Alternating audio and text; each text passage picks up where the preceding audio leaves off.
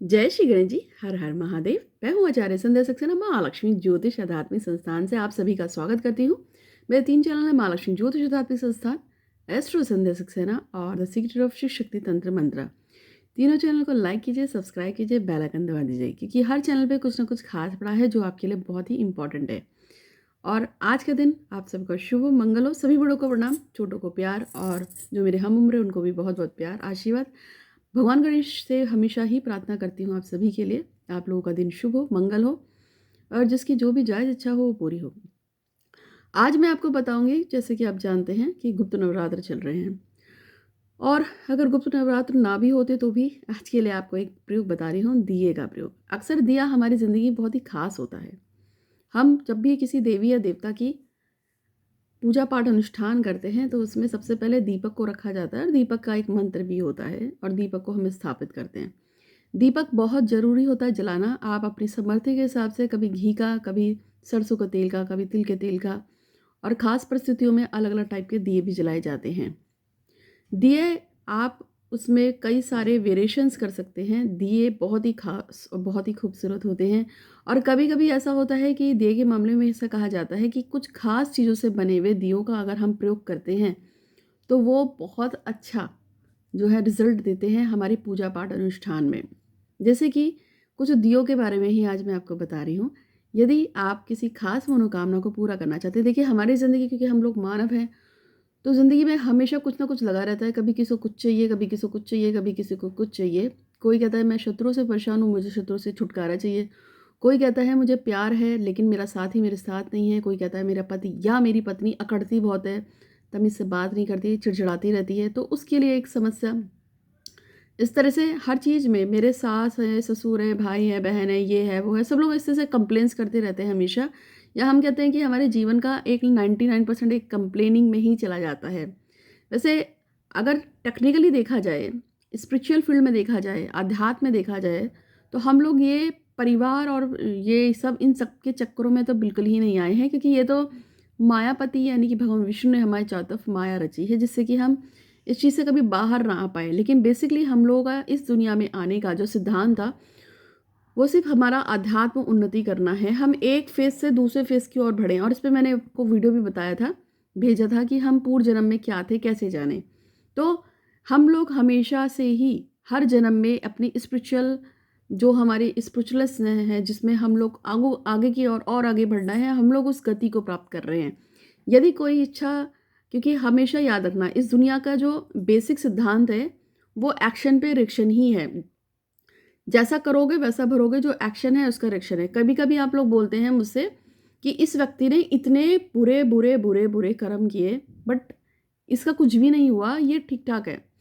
उसका मैंने हमेशा से ही आपको पहले भी समझाया है, आज फिर से बता देती हूँ नए व्यूअर्स के लिए, कि हमारी ज़िंदगी में हमारे 2 बैंक्स होते हैं। एक अच्छे कर्मों का होता है, एक बुरे कर्मों का बैंक होता है। यदि मैं या कोई भी इंसान, हम एक नाम ले लेते हैं, जैसे का नाम कि हम, कोई लड़की है जिसका नाम XYZ है, क्योंकि मैं नाम नहीं लूँगी किसी का, किसी लड़की का नाम XYZ है या किसी लड़के का नाम XYZ है। अब XYZ के पास 2 बैंक है, एक अच्छे कर्मों का है, एक बुरे कर्मों का बैंक है। वो बुरे कर्म करता है, कुछ भी करता है, कुछ भी नेगेटिविटी करता है, किसी के साथ बुरा करता है, धोखा देता है, या किसी को गलत रूप से मतलब उसका पैसा हड़पता है, कुछ भी करता है, वो सब बुरे कर्म कर रहा है। ठीक है, और आप कह रहे हैं कि ये बहुत बुरा आदमी है, इसका बुरा क्यों नहीं हो रहा है, लेकिन साथ में वो अच्छे काम भी कर रहा है। अच्छे काम कैसे कर रहा है? जैसे किसी की हेल्प कर देना, किसी को पैसे दे देना, किसी की ज़रूरतमंद को हेल्प करना, पैसे देना। तो जहाँ वो बुरे कर्मों के द्वारा निगेटिविटी को कमा रहा है, वहीं वो उससे ज़्यादा अच्छे अगर कर्म कर देता है तो वो और अच्छी चीज़ों को कमा देता है। एक बाबा जी हैं, वो शनि का तेल वगैरह दान में लेते हैं। तो उनसे एक बार मेरी ऐसी बातचीत हुई थी, तो मैंने उनसे बोला कि तुम सारी दुनिया का शनि तुड़वाते हो और फिर प्रयोग करते हो सरसों के तेल का, तो तुम्हारा बुरा वगैरह कुछ नहीं होता है क्या? तुम इसको कैसे हजम कर जाते हो? क्योंकि जितने भी लोग हैं अपने सर से पैर से पता नहीं कहाँ कहाँ से मुंह देख के तेल उतार के देते हैं। तो उन्होंने मुझे सिंपल सा एक फंडा बताया। उन्होंने कहा कि मेरा सिंपल सा फंडा है कि मैं तेल तो सबका ले लेता हूँ, लेकिन जब मेरे को इसको यूज़ करना होता है तो सबसे पहले मैं इस तेल में खूब सारी सब्जी बना लेता हूँ, और सब्जी बना के कुछ रोटियां, पराठे वगैरह कुछ भी, मैं जो भी मैं बना सकता हूँ, आटा आटा लेके हम पूड़ियाँ बना देते हैं और उसके बाद वो 2-2 पूड़ी थोड़ी सब्जी रखकर मैं उसको बाँट देता हूँ। जितने ज़्यादा लोगों को मैं बाँट सकता हूँ उतने ज़्यादा मैं लोगों को बाँट देता हूँ, भंडारा कर देता हूँ। 100-50 आदमी खा जाते हैं, उसके बाद फिर मैं इसका प्रयोग करता हूँ अपने लिए। तो इसी तरह से क्या किया उसने, सबके जितने भी जिन जिन लोगों ने अपना शनि उतारा यानी अपने पापों को उतारा और उसको दिया, उसने उसको डाइल्यूट कर दिया ऐसे। इसी तरीके से जब आप अच्छे अच्छे कर्म करते हैं तो अगर किसी ने बुरे कर्म भी कर रखे हो ना, तो वो अच्छे कर्म बुरे कर्मों को ख़त्म कर देते हैं धीरे धीरे धीरे। इसलिए अगर किसी इंसान ने बहुत बुरे कर्म किए हैं और आपको पता है कि इसने आपके साथ बहुत नुकसान किया है, लेकिन दूसरे हैंड पे अगर आपको नहीं पता है कि ये अच्छे कर्म भी करता है, जैसे दान पुण्य और किसी को अच्छा कर देना, किसी की हेल्प कर देना, किसी बीमार की सेवा कर देना, ब्ला ब्ला ब्ला, बहुत सारे काम होते हैं, तो उसने चाहे जितने भी बुरे कर्म किए वो डाइल्यूट हो जाते हैं। तो मैं आज आपको ये नहीं समझा रही थी, आज मैं कर्म का सिद्धांत तो मैं आपको बता दिया कि एक्शन पे रिएक्शन होता है।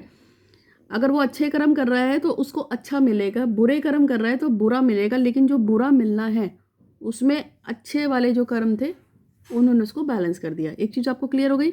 अब दूसरी बात, हम दिए की बात कर रहे थे। दिया, आप कोई भी दिया ले लीजिए जो नॉर्मल आपके पास दिया हो, उसमें आप तेल की बत्ती लगाइए। यदि आप डेली नित्य प्रतिदिन चौराहे पे जाकर एक दिया जलाकर आते हैं, जो थोड़ा सा स्केरी लगता है लोगों को, अगर आप चौराहे पे नहीं जला सकते तो तिराहे पे जला दीजिए। अगर वहाँ पे भी नहीं है तो किसी सुनसान जगह पे अगर आप एक दिया जला के आते हैं और अपने इष्ट को, जैसे किसी गणेश है, किसी की दुर्गा है, किसी की और कोई शक्ति है, जिसका जो भी इष्ट है, अगर वो उसकी इष्ट का ध्यान करते हुए और उससे प्रार्थना करता है और वहाँ पे उसको याद करता है और अपनी मनोकामना बोलता है, ये सारे काम सिद्ध टाइम पे होंगे। सिद्ध का टाइम का मतलब ये है कि अगर आप शाम को 8 बजे दिया जलाओगे तो डेली 8 बजे दिया जलाओगे। अगर आप शंकर जी को याद कर रहे हैं तो डेली शंकर जी को याद करेंगे।